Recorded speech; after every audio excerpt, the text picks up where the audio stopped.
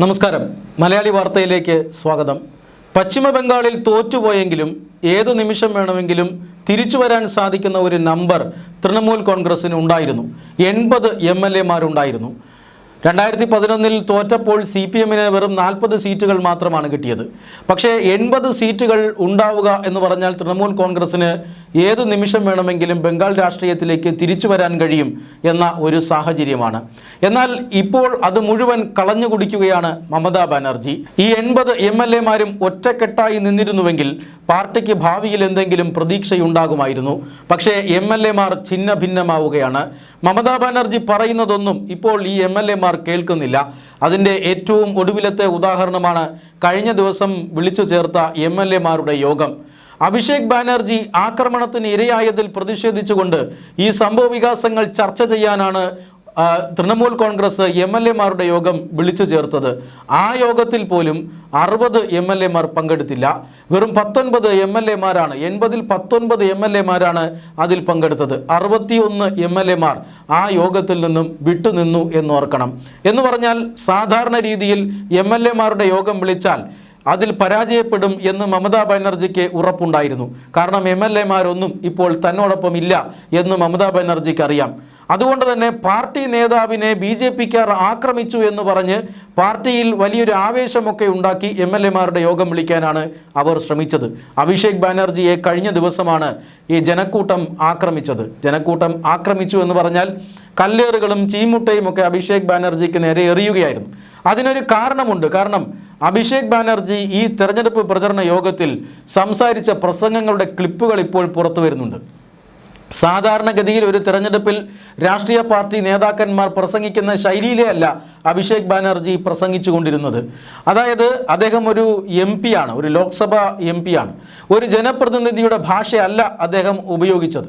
അവിടെ തൃണമൂൽ കോൺഗ്രസ് സ്ഥാനാർത്ഥികളെ വിജയിപ്പിക്കണമെന്ന അഭ്യർത്ഥനയും മറ്റ് രാഷ്ട്രീയ ചർച്ചകളുമൊക്കെയാണ് അവിടെ പ്രസംഗിക്കേണ്ടിയിരുന്നത്. പക്ഷേ അഭിഷേക് ബാനർജിയുടെ പ്രസംഗം മുഴുവൻ ഭീഷണിയായിരുന്നു. അത് BJP പ്രവർത്തകരോടുള്ള ഭീഷണിയായിരുന്നു. ഭവാനിപ്പൂർ അടക്കമുള്ള മണ്ഡലങ്ങളിൽ മെയ് 4-ന് ശേഷം നമ്മൾ വീണ്ടും കാണും. ആ സമയത്ത് BJP പ്രവർത്തകർക്ക് വേണ്ടി നമ്മളൊരു പ്രത്യേകം ശ്മശാനം തന്നെ ഉണ്ടാക്കുമെന്നാണ് അഭിഷേക് ബാനർജി പറഞ്ഞത്.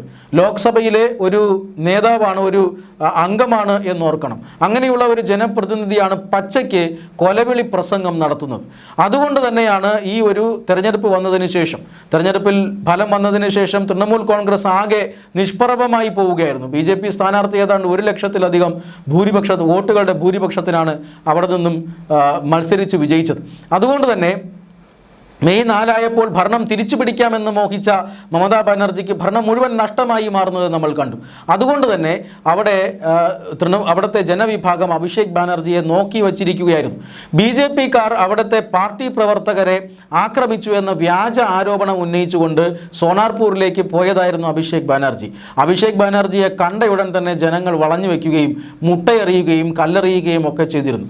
ഈ ആക്രമണത്തിൽ ഗുരുതരമായി പരിക്കേറ്റു എന്നാരോപിച്ചുകൊണ്ട് അഭിഷേക് ബാനർജി ഒരു ആശുപത്രിയിൽ പോയി അഡ്മിറ്റായി. എന്നാൽ അവിടെ അദ്ദേഹത്തിന് വളരെ കൃത്യമായ നിരീക്ഷണം ഉറപ്പുവരുത്തി.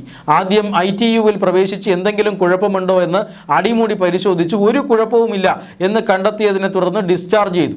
എന്നാൽ ഈ ഡിസ്ചാർജ് ചെയ്തത് സർക്കാരിൻ്റെ ഗൂഢാലോചനയുടെ ഭാഗമാണെന്നും അഭിഷേക് ബാനർജി ഇപ്പോൾ മരിച്ചു പോകുമെന്നൊക്കെ പറഞ്ഞ് ഇവിടെ മമതാ ബാനർജി വലിയ ബഹളമായിരുന്നു. ഒടുവിൽ ഒരു സ്വകാര്യ ആശുപത്രിയിൽ അഭിഷേക് ബാനർജിയെ പ്രവേശിപ്പിച്ചു. അവരും ഡിസ്ചാർജ് ചെയ്തു. ഇപ്പോൾ അഭിഷേക് ബാനർജി സ്വന്തം വീട്ടിൽ വിശ്രമത്തിലാണ്.